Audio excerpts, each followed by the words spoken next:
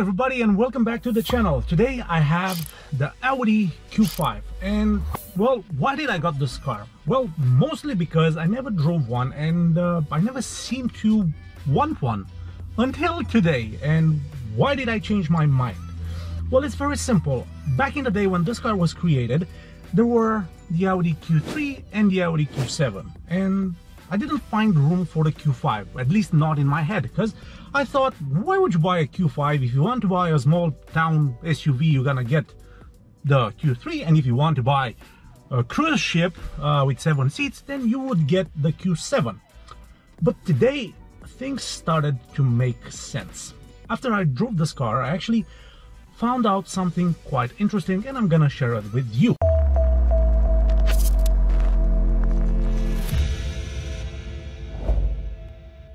Let's have a short history lesson regarding the Audi Q5. Well, it was created back in 2008 and got a facelift in 2012. And the facelift got more refined headlights, tail lights, a new infotainment system, and also a couple of things on the inside as well. But mostly it got newer engines and, well, new technology on it. This car that I have here today, it's 66 plate, which means it's 2016 model year, and well, as you can see, it looks cool. It has a quite weird color because sometimes it looks grayish, black, but also it looks blue. Well, or maybe it looks like that for me. Probably I need an eye doctor, but I have to tell you that the color on this car looks quite cool, especially when it's sunny outside. This car has some beautiful colors on it. It looks like a freaking chameleon. But let's get a little bit closer to the details of it. You have the S-Line pack, which makes the car very sporty and very luxurious at the same time. It's very subtle, very discreet, but somehow you notice it.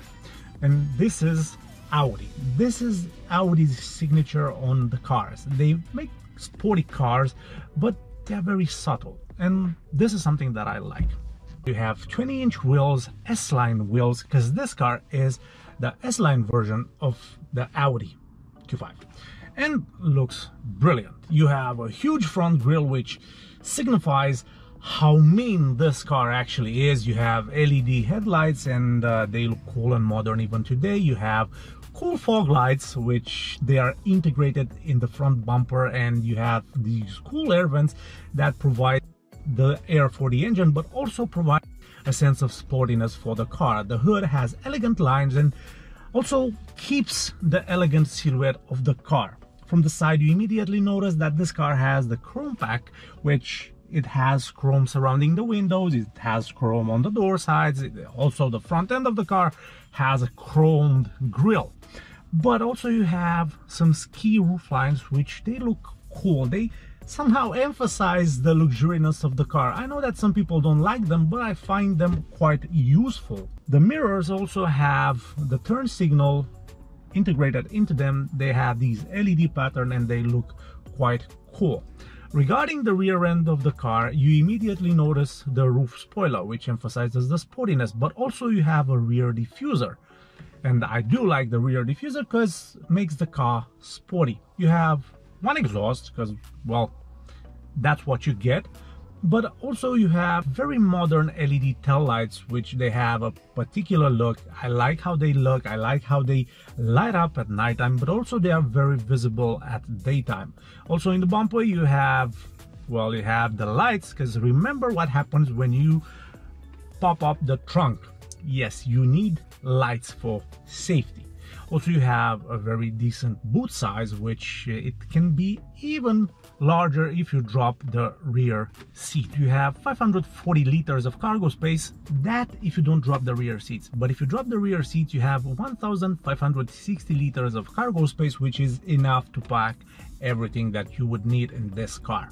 Engine wise, this one has a 2-liter diesel engine, which has 187 horsepower, 400 Newton meters, goes from 0 to 60 in 8.4 seconds thanks to the 6-speed manual and also the all-wheel drive system, and manages to do an average fuel consumption of around 52 miles per gallon, which I'm not gonna lie, these are not bad numbers. But also this car is very fun to drive. It has the decent amount of power that you would need for a medium-sized SUV.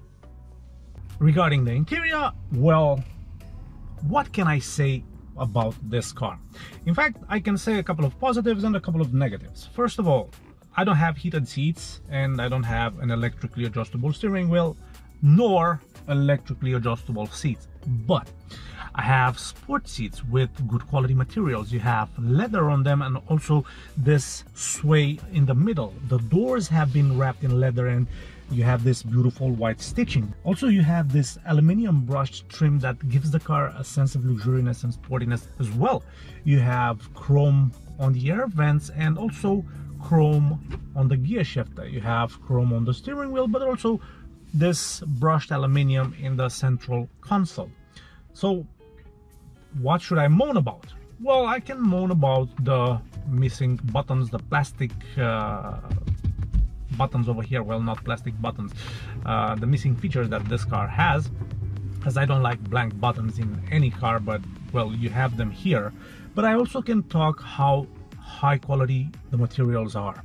You have soft dashboard, you have soft material on the dashboard. The seats are brilliant, they hug you in all the right places and they're very comfortable and elegant.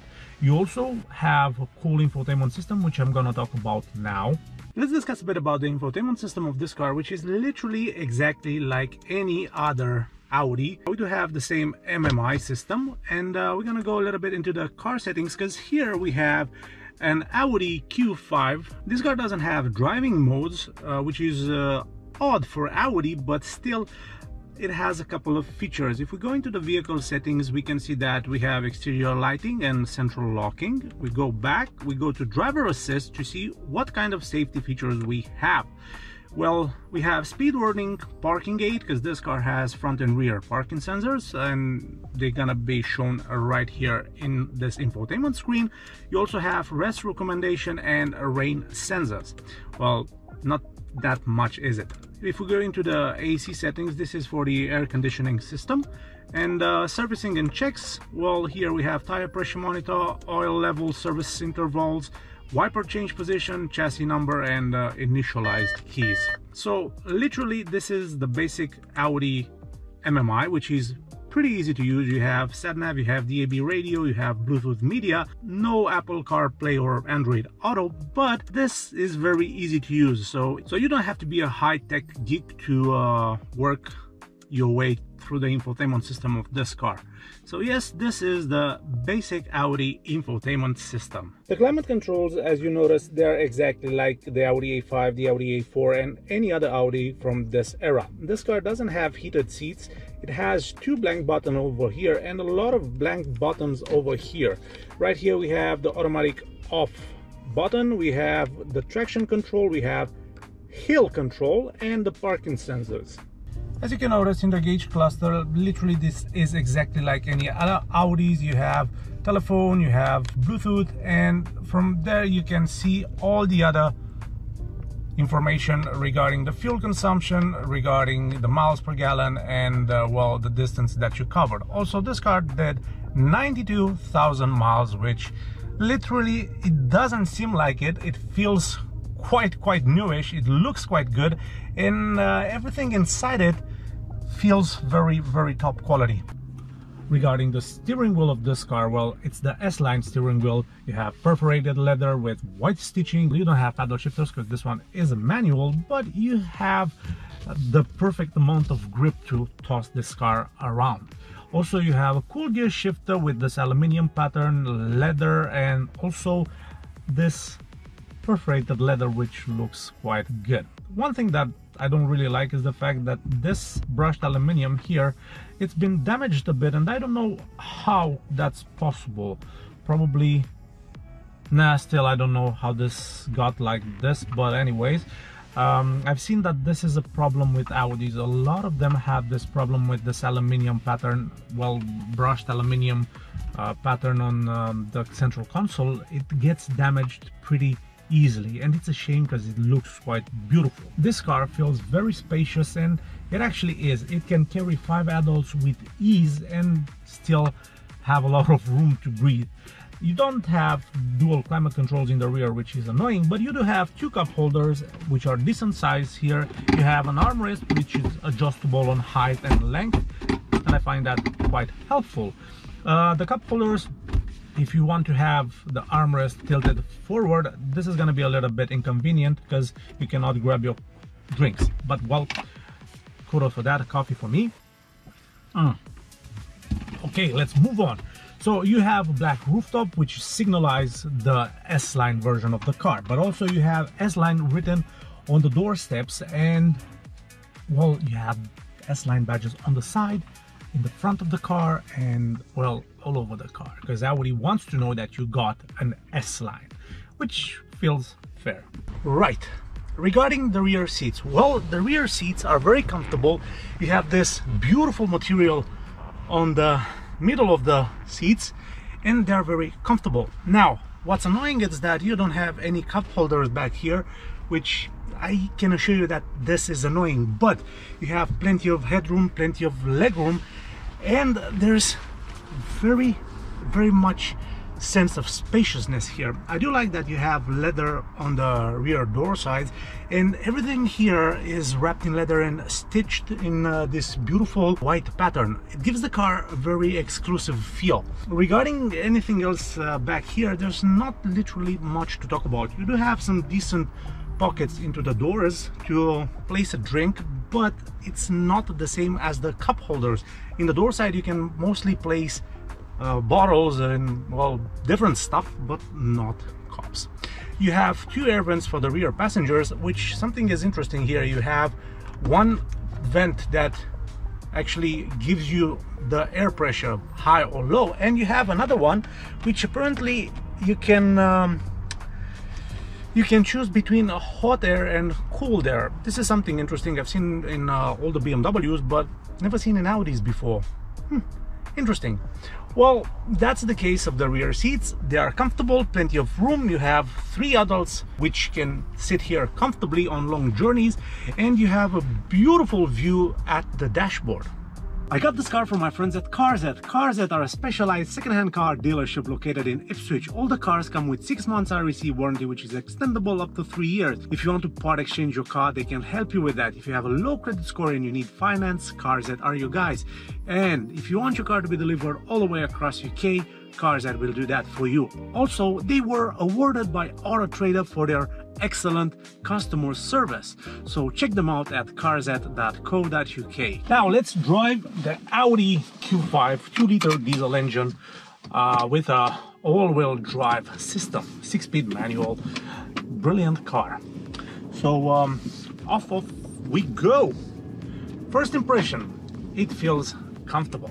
It's between the Q3 and the Q7, and well, before the Q4 arrived and the Q8, this were the holy trinity of Audis: the Q3, the Q5 and the Q7.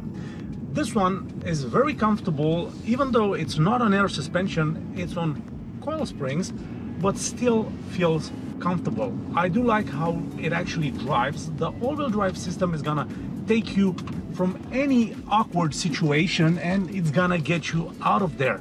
If there's something that I would have preferred, if the seats would have been heated and well, electrically adjustable, but they're very comfortable, so I can actually pass that. So but yes, regarding everything else, you have low tax, low insurance, the 187 horsepower engine is brilliant, the all-wheel drive is brilliant because, well, it's Audi, and everything else about this car feels very pleasant. Top quality materials.